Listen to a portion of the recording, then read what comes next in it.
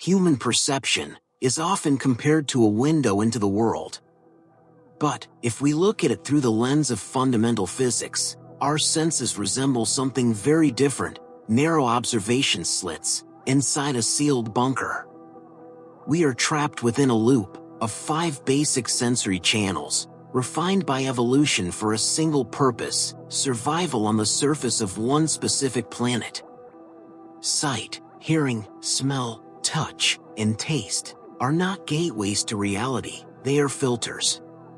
Filters that discard nearly 99% of the information constantly flowing around us. We see only a thin slice of the electromagnetic spectrum.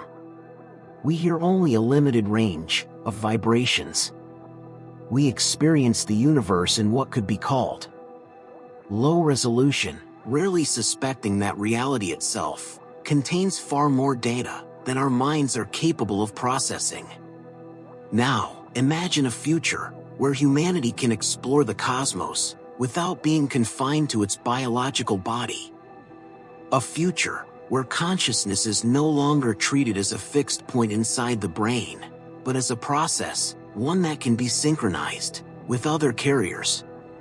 This idea is based on a radical hypothesis that consciousness is not localized, that there may exist sensory channels we do not yet perceive, channels capable of operating with colossal volumes of data. The transmission speed of such channels could exceed the speed of light.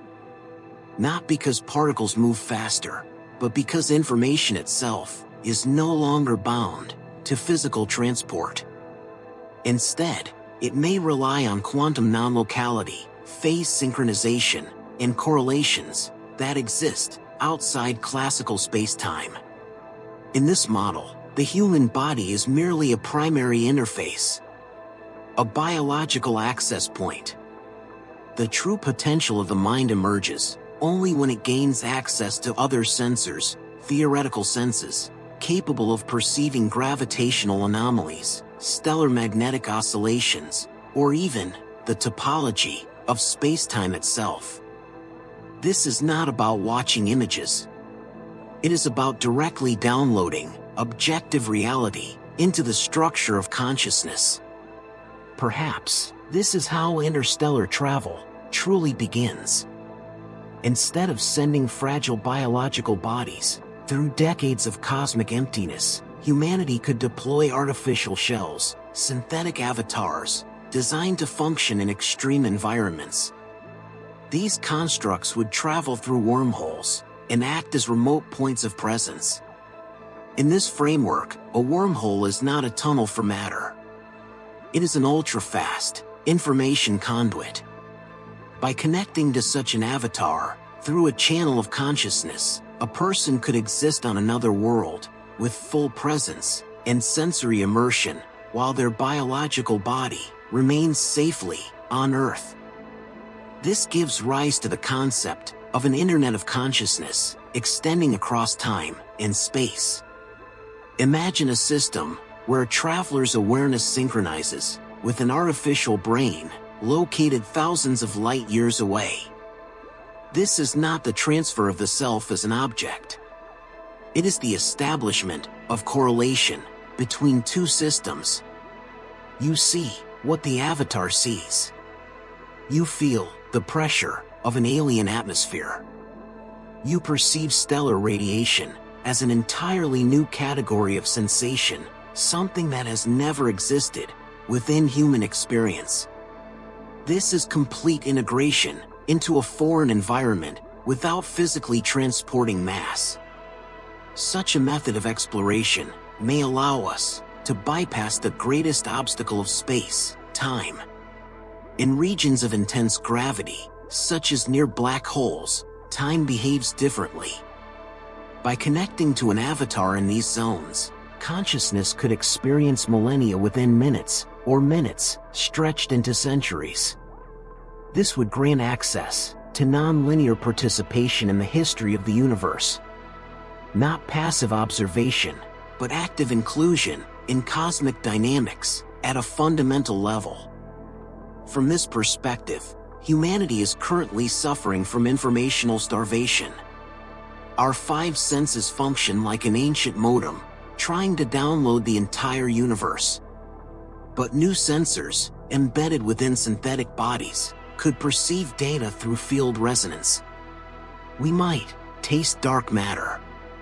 We might perceive the color of quantum states. Language and symbols would become obsolete, where experience itself is transmitted directly. To an external observer, this process would resemble the gradual expansion of a species' nervous system across an entire galaxy. Every wormhole becomes a node. Every avatar becomes a new sensory organ. Perhaps this is the true goal of technological evolution, transforming biological limitation into field-based infinity. We do not abandon life.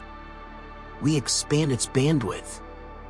There is even a hypothesis that wormholes are natural structures, channels created by the universe for self-observation. By using them as bridges for consciousness, we integrate into an informational network that may have existed long before humanity appeared. An internet of consciousness, where thousands of civilizations could already be synchronized, operating on frequencies we are only beginning to detect. In such a network, distance dissolves. Experience becomes collective. Imagine a future where we do not merely observe other worlds, we awaken within them. A microscopic probe passes through space-time distortion. On the other side, it autonomously assembles a body using local resources. And the moment that body becomes operational, your consciousness enters resonance with its processors. You experience that world as vividly as the threshold of your own home. This is travel across realities, where the body is interchangeable and consciousness is the stable signal. Such a system could end the cosmic isolation of our species. In a network where information moves faster than light, we could feel each other's presence across parsecs. This is collective synchronization, not the loss of individuality, but its inclusion in a larger orchestration. Every avatar in deep space becomes another perspective on existence, instantly accessible to all. This model also transforms our relationship with resources. We no longer need to transport food, oxygen, or fuel across interstellar distances. We need only the energy required to sustain the resonance channel. Space ceases to be hostile emptiness. It becomes a medium for signal transmission. We become informational travelers, explorers of the universe, who do not consume it, but listen to it. Perhaps our five senses were only a launch platform. They taught us how to interpret reality. They gave birth to science. But now, we recognize their limits. We sense that other modes of perception exist, modes capable of transmitting immense volumes of data instantly. This is an escape from limitation into possibility, where time and distance are merely interface parameters. From an evolutionary standpoint, this is a transition from a localized species to a cosmic mind. We are learning to use invisible sensors. We are learning to build bridges through wormholes. We are preparing for consciousness to become part of a global network. This journey requires no movement of legs, only flexibility of thought. We stand at the threshold of the Internet of Consciousness. Every advance in quantum mechanics, every theory of space-time curvature, brings us closer to escaping our biological confinement, not through destruction, but through expansion. We do not stop being human. We stop being limited to human senses. And perhaps, in this future, the concept of home will disappear. We will live within the network itself, shifting between bodies and worlds as needed. This will be the triumph of information over matter, the triumph of consciousness over biology. The universe is not unreachable. It is open to those who know how to tune their receiver. And when we finally do, we will understand the universe is not something external. It is the medium in which we vibrate.